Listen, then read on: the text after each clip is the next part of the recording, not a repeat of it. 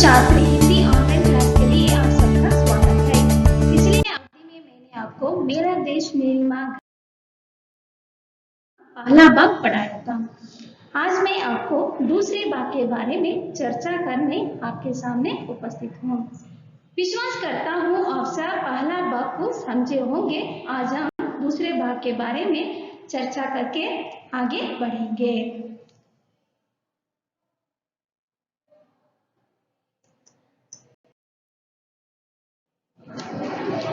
छात्रों, पहला भाग का प्रमुख अंशों को एक बार हम पुनरावर्तन करेंगे।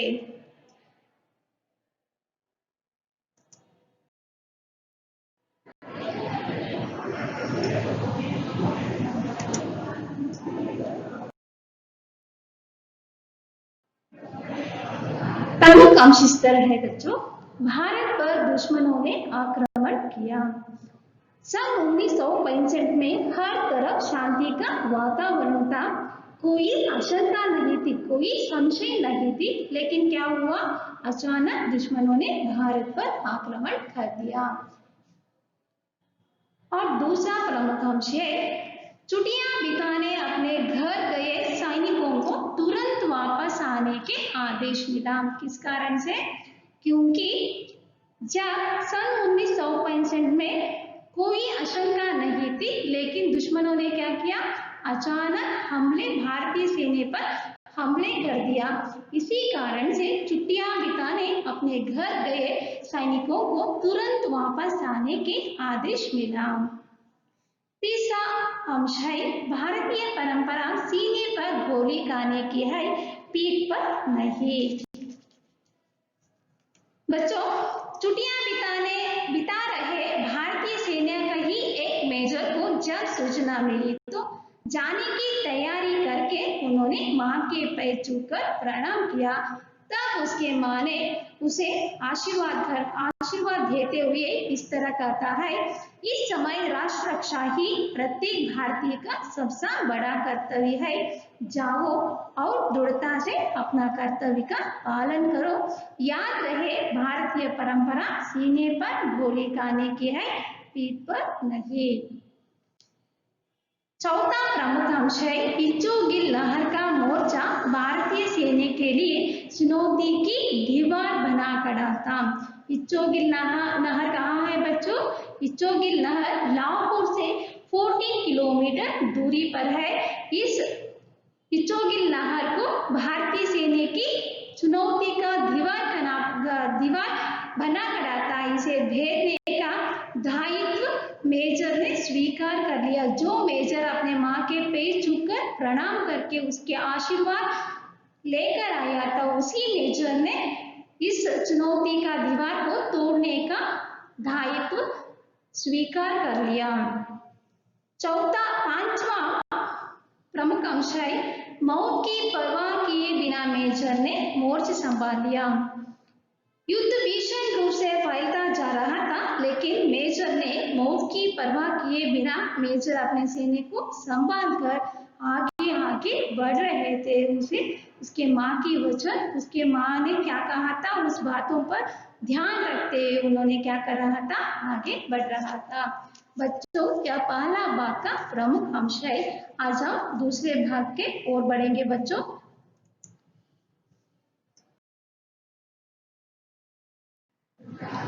मेजर पर देशभक्ति का जोश पूरी तरह छाया हुआ था।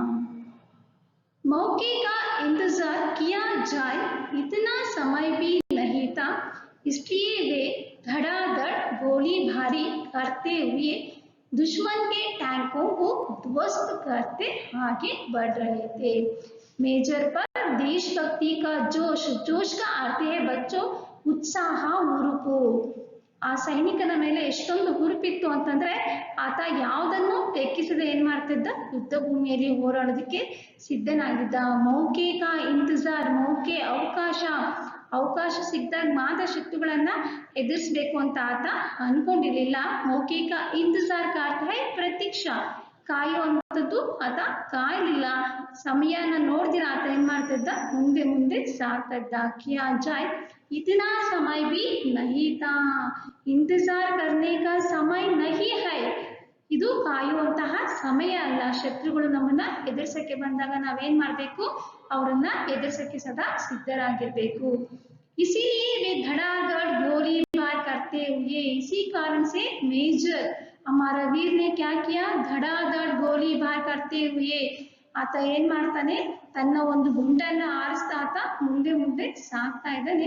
ದುಶ್ಮನ್ ಕೆ ಟ್ಯಾಂಕೋं को ध्वस्त ध्वस्त का अर्थ है नाश करते. ಶತ್ರುಗಳ ಒಂದು ಟ್ಯಾಂಕರ್ಗಳೆಲ್ಲ ಆತ ಏನ್ ಮಾಡ್ತಾನೆ, ತನ್ನ ಗುಂಡಿನಿಂದ ನಾಶ ಮಾಡಿ ಹಾಗೆ ಬಡ್ರಹೇತೆ, ಮುಂದೆ ಮುಂದೆ ಸಾಗ್ತಿದ್ದಾನೆ. ಆತನ ಮನಸ್ಸಲ್ಲಿ ಕೇವಲ ಒಂದು ಮಾತೃಭೂಮಿಯ ರಕ್ಷಣೆ ಮಾಡುವಂತಹ ಉದ್ದೇಶ ಮಾತ್ರ ಇತ್ತು, ಬೇರೆ ಏನು ಇರಲಿಲ್ಲ.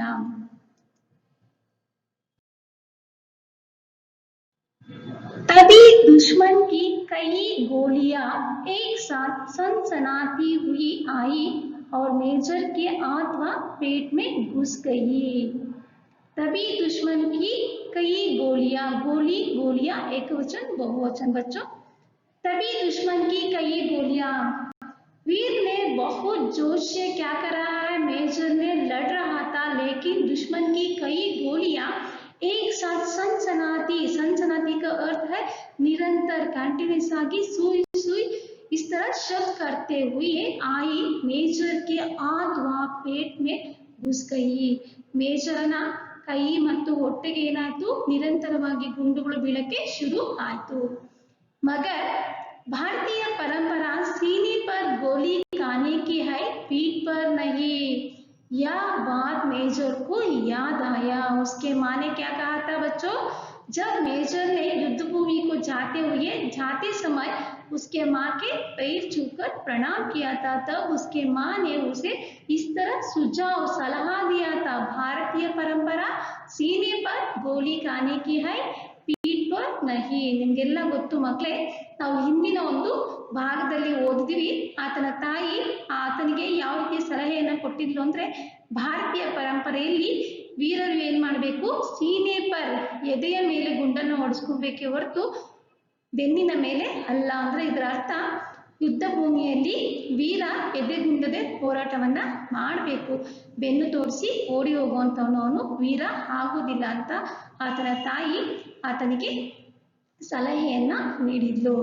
ಮಾಗೆ ये शब्द प्रेरण दे रहे थे. मेजर को युद्ध भूमि में लड़ने के लिए उसके माँ के हर शब्द उसे प्रेरण दे रहे थे, आगे बढ़ने के लिए ಪ್ರೇರಣೆ ದೇ ರಹೇತೆ. ಮೇಜರ್ ಮುಂದುವರಿಯೋದಕ್ಕೆ ಆತನ ತಾಯಿಯ ಮಾತುಗಳು ಆತನಿಗೆ ಹೆಚ್ಚಿನ ಒಂದು ಉತ್ಸಾಹವನ್ನ ನೀಡ್ತಾ ಇತ್ತು, ಇನ್ನು ಮುಂದುವರಿಯಕ್ಕೆ ಹೆಚ್ಚಿನ ಪ್ರೇರಣೆಯನ್ನ ನೀಡ್ತಾ ಇತ್ತು. वे चोट की परवाह किए बगैर आगे बढ़ते रहे. वे चोट की अर्थ है ಗಾಯ. ಆತನಿಗೆ ಆದಂತಹ ಆಳವಾದ ಗಾಯಗಳ ಕಡೆ ಯಾವುದೇ ಒಂದು ಗಮನವನ್ನ ಹರಿಸ್ತೀರ, ಬಗೈರೆ ಗಮನವನ್ನ ಹರಿಸ್ತೀರ, आगे बढ़ते रहे. केवल उसके मन में, मेजर के मन में क्या था, देशभक्ति का जोश था, देश की रक्षा करने की इच्छा था. ಕೇವಲ ಇಲ್ಲಿ ವೀರನಲ್ಲಿ ಏನಿತ್ತು ನಮ್ಮ ಒಂದು ಮೇಜರಲ್ಲಿ ಅಂತಂದ್ರೆ, ನನ್ನ ಒಂದು ದೇಶದ ರಕ್ಷಣೆಯನ್ನ ಮಾಡಬೇಕು, ನನ್ಗೇನೇ ಆದ್ರೂ ಪರವಾಗಿಲ್ಲ, ನನ್ನ ತಾಯಿಗೆ ಕೊಟ್ಟಂತಹ ಮಾತನ್ನ ನಾನು ಉಳಿಸ್ಕೊಬೇಕು ಅಂತ ಆತೇನು ಯುದ್ಧ ಭೂಮಿಯಲ್ಲಿ ಏನ್ ಮಾಡ್ತಿದ್ದಾನೆ, ಹೋರಾಟವನ್ನ ಮಾಡ್ತಿದ್ದಾನೆ. और गोलियां आ आकर उनके सीने में घुसती गई. सीने का अर्थ है हृदय. ಆತನ ಒಂದು ಎದೆಗೆ ಏನಾಗ್ತಾ ಇತ್ತು, ಶತ್ರುಗಳ ಒಂದು ಗುಂಡುಗಳು ಬಂದು ಆತನ ಎದೆಯನ್ನ ಸೇರ್ತಾ ಇತ್ತು.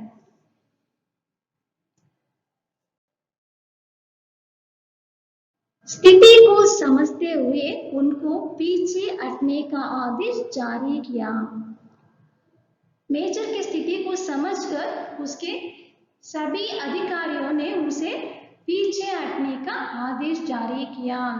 उसके चोट को देखकर सभी अधिकारियों ने उसे पीछे हटने के लिए आदेश दिया. ಎಲ್ಲರೂ ಆತನ ಒಂದು ಸ್ಥಿತಿಯನ್ನ ನೋಡಿ ಶತ್ರುಗಳಿಂದ ಆತನಿಗೆ ಆದಂತಹ ಒಂದು ಗಾಯ, ಆತನ ಒಂದು ಪ್ರಾಣವನ್ನೇ ತೆಗೆಯುತ್ತೆ ಅಂತ ಗೊತ್ತಾಗಿ ಅವರೆಲ್ಲ ಏನ್ ಹೇಳಿದ್ರು, ಇವನ್ಗೆ ವಾಪಸ್ ಹಿಂದಕ್ಕೆ ಬಂದ್ಬಿಡು, ಹಾಗೆ ಪೀಚೆ ಪಿಲೋಮ್ ಶಬ್ದ ಹೈ, ಹಿಂದೆ ಬಂದ್ಬಿಡು, ಯುದ್ಧವನ್ನ ಮುಂದುವರಿಸೋದು ಬೇಡ ಅಂತ ಅಧಿಕಾರಿಗಳು ಏನ್ ಮಾಡಿದ್ರು, ಮೇಜರ್ಗೆ ಸಲಹೆಯನ್ನ ಕೊಟ್ರು. पर मेजर के कदम रुके नहीं. लेकिन हमारा मेजर एक वीर है, डरपोक नहीं। इसी कारण से अधिकारियों के बात को उन्होंने नहीं सुना। मेजर ने क्या किया, अपने कदम को ಪೀಚೆ ನಹಿ ರುಕೆ. ಅವನು ಯಾವುದೇ ಕಾರಣಕ್ಕೂ ತನ್ನ ಒಂದು ಹೆಜ್ಜೆಯನ್ನ ಹಿಂದೆ ಇಡಲಿಲ್ಲ. ಆತ ಏನ್ ಮಾಡ್ತಾ ಇದ್ದ, ಆತನಿಗೆ ಯಾವ ಅಧಿಕಾರಿಯ ಮಾತು ಕೇಳಿಸ್ಲಿಲ್ಲ. ಕೇವಲ ಉಸ್ಕೆ ಮಾಗೆ ಶಬ್ದ ಸೆ ಪ್ರೇರಣೆ ರಹಿತೆ. ಆತನಿಗೆ ಕೇವಲ ತನ್ನ ತಾಯಿಯ ಒಂದು ಮಾತುಗಳು ಆತನಿಗೆ ಪ್ರೇರಣೆಯನ್ನ ನೀಡ್ತಾ ಇತ್ತು. ಮುಂದುವರಿಯೋದಕ್ಕೆ ಆತ ಸಿದ್ಧನಾಗಿ ಇದ್ದ. ಇವರ ಮಾತುಗಳನ್ನ ಕೇಳಿ ಆತ ಹಿಂದೆ ಸರಿಲಿಲ್ಲ. दुश्मन के सारे टैंकों को ध्वस्त कर विजयश्री को गले लगाकर ही उन्होंने दम लिया. मेजर ने जोश से क्या किया, सारे दुश्मन के सारे टैंकों को, ध्वस्त का अर्थ है नाश करके, विजयश्री को अपने गले लगाकर ही उन्होंने आगे बढ़ा.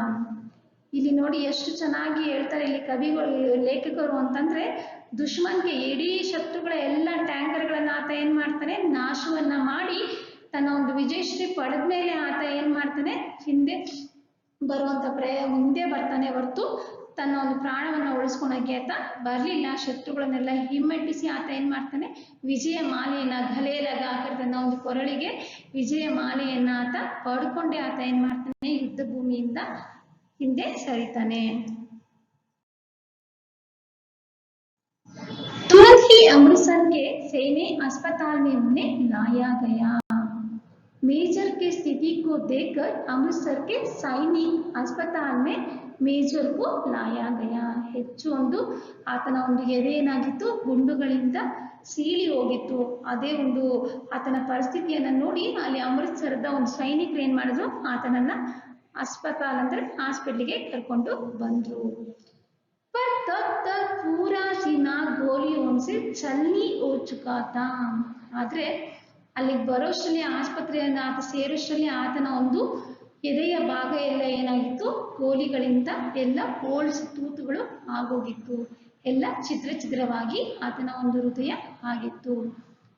वृंदे गले से अधिकारियों ने पूछा, आपकी कोई अंतिम इच्छा है? मेजर की स्थिति को समझकर अधिकारियों ने उसे इस तरह उनकी अंतिम इच्छा को पूरी करने के लिए उसे इस तरह पूछता है. ಆತನ ಒಂದು ಸ್ಥಿತಿಯನ್ನ ನೋಡಿ ಇಲ್ಲಿ ಅಧಿಕಾರಿಗಳಿಗೆ ಅರ್ಥ ಆಯ್ತು, ಆತ ಇನ್ನು ಉಳಿಯೋದಿಲ್ಲ, ಕೊನೆಯ ಒಂದು ಹಂತವನ್ನ ತಲುಪಿದಾನೆ, ಆತನ ಪ್ರಾಣ ಪಕ್ಷಿ ಆರೋಗುತ್ತೆ ಅಂತ ಅವ್ರಿಗೆ ಅರ್ಥ ಆಯ್ತು.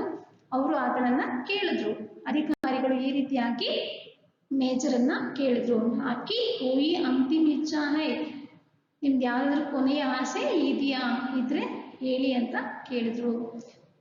गोलियां सीने में कसक रही थी, पर मेजर ने चेहरे पर मुस्कान लाते हुए कहा. बच्चों, इस वाक्यांश पर आप ध्यान दीजिए. गोलियां सीने में कसक रही थी. ಗುಂಡುಗಳು ಆತನ ಒಂದು ಎದೆಯಲ್ಲಿ ಯಾವ ರೀತಿಯಾಗಿ ಅಂದ್ರೆ ಆತ ಎದೆಯನ್ನ ಛಿದ್ರಗೊಳಿಸ್ತಾ ಇತ್ತು. ಎಷ್ಟು ನೋವಿನಿಂದ ನಮ್ಮ ಒಂದು ಮೇಜರ್ ನರಳ್ತಾ ಇದ್ರು. ಆದ್ರೆ ಇಲ್ಲಿ ಅವರಿಗೆ ಯಾವುದೇ ಒಂದು ನೋವು ಇರ್ಲಿಲ್ಲ. ನನ್ನ ಒಂದು ಮಾತೃಭೂಮಿಯನ್ನ ರಕ್ಷಣೆ ಮಾಡಿದ್ದೀನಿ ಅನ್ನುವಂತ ಒಂದು ಸ್ಥೈರ್ಯ ಅವ್ರ ಮನಸ್ಸಲ್ಲಿ ಇತ್ತು. ಮೇಜರ್ನೇ ಚಾರೆ ಪರ್, ತನ್ನ ಒಂದು ಮುಖದ ಮೇಲೆ ಮಂದಹಾಸವನ್ನ, ಮುಸ್ಕಾನ್ ಲಾತೆ ಹುಯೇ ಕಹ, ನಗ್ನಗ್ತಾ ಆತ ಇಲ್ಲಿ ಹೇಳ್ತಾ ಇದ್ದಾನೆ, ತನ್ನ ಸಾಧನೆಯನ್ನ ಆತ ತುಂಬಾ ಖುಷಿ ಪಟ್ಕೊಂಡು ಇಲ್ಲಿ ಹೇಳ್ತಿದ್ದಾನೆ. ಹಾ ಹೈ ಮೇರಿ ಮಾ ತಕ್ ಸಂದೇಶ್ ಪਹੁಂಚಾ ದೇನಾ. ಹಾ ಇದೆ, ನನ್ಗೊಂದು ಆಸೆ ಖಂಡಿತವಾಗ್ಲೂ ಇದೆ, ನನ್ನ ತಾಯಿಗೆ ಒಂದು ಸಂದೇಶವನ್ನ ಕಳಿಸ್ಬೇಕು.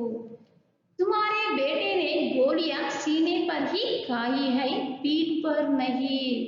मेजर ने अपने माँ को यह संदेश भेजना चाहता था कि हाँ है मेरी माँ तक संदेश पहुंचा देना. तुम्हारा बेटे ने, ನಿಮ್ಮ ಮಗ ಗುಂಡುಗಳನ್ನ ಎದೆಗೆ ಓಡಿಸ್ಕೊಂಡಿದ್ದಾನೆ ಹೊರತು ಬೆನ್ನಿಗೆ ಅಲ್ಲ. इसका अर्थ है उन्होंने वीर होकर युद्ध भूमि में मातृभूमि की रक्षा किया है, डरपोक की तरह युद्ध भूमि से भाग नहीं आया है. इस बात को मेरे माता को पहुंचा दिए, संदेश को मेरे माता को पहुंचा दिए. इस तरह मेजर ने कहा. ನನ್ನ ತಾಯಿಗೆ ಈ ಒಂದು ಸಂದೇಶವನ್ನ ಕಳಿಸಿ, ನಿಮ್ಮ ಮಗ ಎದೆಗೆ ಗುಂಡುಗಳನ್ನ ಓಡಿಸ್ಕೊಂಡು ಹೋರಾಟವನ್ನ ಮಾಡಿ ವಿಜಯವನ್ನ ಗಳಿಸಿದಾನೆ ಹೊರತು ಹೇಡಿಯ ತರ ಆತ ಯುದ್ಧ ಭೂಮಿಯಿಂದ ಓಡ್ ಬಂದಿಲ್ಲ. ಈ ಒಂದು ಸಂದೇಶ ಖಂಡಿತವಾಗ್ಲೂ ನೀವು ನನ್ನ ತಾಯಿಗೆ ತಲುಪಿಸ್ಬೇಕು. ಆಕೆಯ ಮಾತನ್ನ ನಾನು, ಆಕೆಯ ವಚನವನ್ನ ನಾನು ಪಾಲನೆ ಮಾಡ್ತೀನಿ ಅಂತ ಇಲ್ಲಿ ಮೇಜರು ಅಧಿಕಾರಿಗಳಿಗೆ ಹೇಳ್ತಾರೆ. जानते हैं ये बहादुर कौन थे?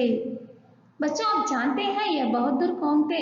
ಮಕ್ಕಳೇ ಈ ವೀರ, ಈ ಮೇಜರ್ ಯಾರು ಅಂತ ನಿಮ್ಗೆಲ್ಲ ಗೊತ್ತಾ? ये भारतीय सेना के ऑफिसर ಮೇಜರ್ ಆಶಾರಾಮಿ ತ್ಯಾಗಿ थे. ಇವರು ನಮ್ಮ ಭಾರತೀಯ ಸೇನೆಯ ಆಶಾರಾಮ್ ತ್ಯಾಗಿ ಅಂತ ಇವರ ಹೆಸರು. जिन्होंने माँ के वचन का पालन करते हुए अपनी मातृभूमि की रक्षा के लिए प्राणों की बाजी लगा दी. केवल उनके माता के वचनों का पालन करने के लिए मेजर ने क्या किया, और अपनी मातृभूमि की रक्षा के लिए अपने प्राणों की बाजी लगा दी. बाजी का अर्थ है ಪಣವಾಗಿ ಇಡುವಂಥದ್ದು. ಕೇವಲ ತನ್ನ ತಾಯಿಯ ಒಂದು ಮಾತನ್ನ ಉಳಿಸ್ಬೇಕು, ತನ್ನ ತಾಯಿಗೆ ಕೊಟ್ಟಿರುವಂತ ವಚನವನ್ನ ಪಾಲನೆ ಮಾಡಬೇಕು, ಅಷ್ಟೇ ಇಲ್ಲ, ನನ್ನ ಮಾತೃಭೂಮಿಯ ರಕ್ಷಣೆ ನನ್ನ ಸೈನಿಕನಾಗಿ ನನ್ನ ಕರ್ತವ್ಯ ಅಂತ ಅದನ್ನ ತಿಳ್ಕೊಂಡು ಅವ್ರು ಏನ್ ಮಾಡ್ತಾರೆ, ತಮ್ಮ ಪ್ರಾಣವನ್ನ ಪಣವಾಗಿ ಇಟ್ಟು, ಪ್ರಾಣೋಂಕಿ ಬಾಜಿ ಕರ್ತ ಪಣವಾಗಿ ಇಟ್ಟು ಅವರು ಏನ್ ಮಾಡಿದ್ರು, ನಮ್ಮ ಒಂದು ಮಾತೃಭೂಮಿಯ ರಕ್ಷಣೆಯನ್ನ ಮಾಡಿದಂತ ಮಹಾನ್ ಭಾರತೀಯ ಸೇನೆಯ ಒಬ್ಬ ಆಫೀಸರ್ ಅವರೇ ಆಶಾರಾಮ್ ತ್ಯಾಗಿ. दीपक बुझ गया पर उसकी अमर ज्योति युगों तक देशभक्तों को राह दिखाती रहेगी. दीपक बुझ गया, ಅವರ ಒಂದು ಪ್ರಾಣ ಪಕ್ಷಿ ಹಾರಿ ಹೋಯ್ತು, ದೀಪ ಹಾರಿ ಹೋಗಿದೆ, ಆದ್ರೆ ಉಸ್ಕಿ ಅಮರ್ ಜ್ಯೋತಿ, ಉಸ್ಕಿ ಕಾರ್ಯ ಸೆ ಉನ್ಹೋನೆ ಅಮರ್ ಹೈ, ಅವ್ರು ಮಾಡಿರುವಂತ ಒಂದು ಕೆಲಸದಿಂದ, ಅವರ ಒಂದು ಹೋರಾಟದಿಂದ ಅವರು ಸದಾ ನಮ್ಮ ನೆನಪಲ್ಲಿ ಏನಾಗಿರ್ತಾರೆ, ಚಿರಸ್ಮರಣೀಯರು. ಅವ್ರಿಗೆ ಯಾವುದೇ ರೀತಿಯ ಸಾವು ಇಲ್ಲ. ಯುಗೋ ತಕ್ ದೇಶಭಕ್ತೋಂ ಕಿ ರಾಹ ಕಾ ಅರ್ಥ ಹೈ ಮಾರ್ಗ ದಿಖಾತಿ ರಹೇಗಿ. ಇಂತಹ ಒಂದು ಮಾಡೆಲ್ ರೋಲ್ಸ್ ಇವರೆಲ್ಲ ನಮಗೆ ಮಾದರಿಯಾಗಿ ಇಂತಹ ಒಂದು ವಿಜಯ ಪತಾಕೆಯ ಕಥೆಗಳನ್ನ ಕೇಳಿದಾಗ ನಾವು ಸಹ ಏನ್ ಅನ್ಕೊಂತೀವಿ, ನಾವು ಈ ರೀತಿಯ ದೇಶಭಕ್ತಿಯನ್ನ ತೋರಿಸ್ಬೇಕು, ನಾವು ಈ ರೀತಿಯ ಒಂದು ದೇಶ ಸೇವೆಯನ್ನ ಮಾಡ್ಬೇಕನ್ನುವಂತ ಒಂದು ಮನಸ್ಥಿತಿ ನಮ್ಗೆ ಬರುತ್ತೆ. ಇವರೆಲ್ಲ ನಮ್ಗೆ ಆದರ್ಶ ವ್ಯಕ್ತಿಗಳು. ಇವನ್ನ ನಾವೇನ್ ಮಾಡ್ಬೇಕು, ಅನುಸರಿಸಬೇಕು.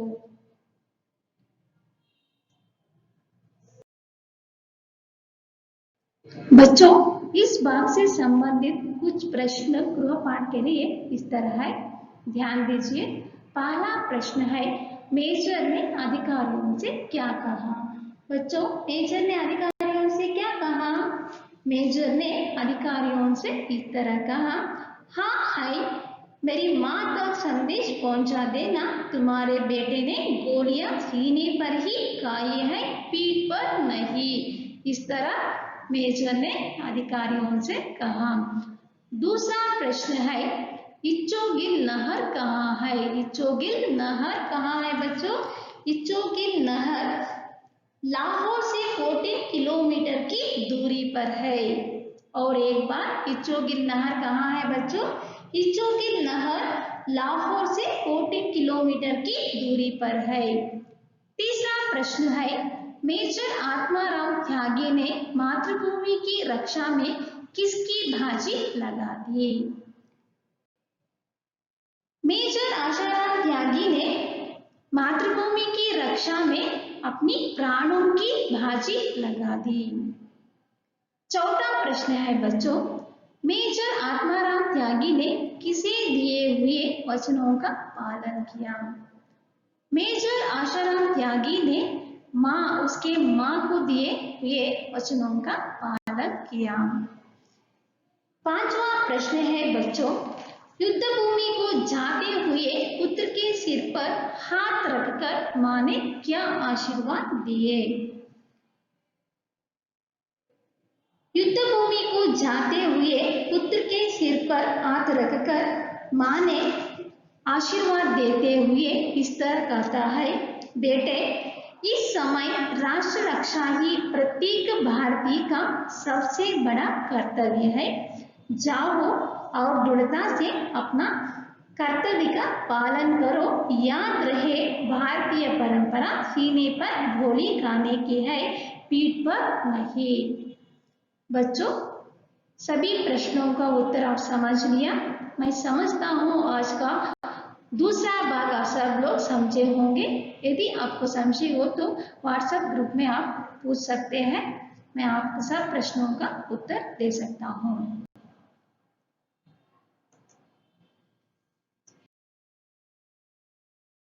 धन्यवाद।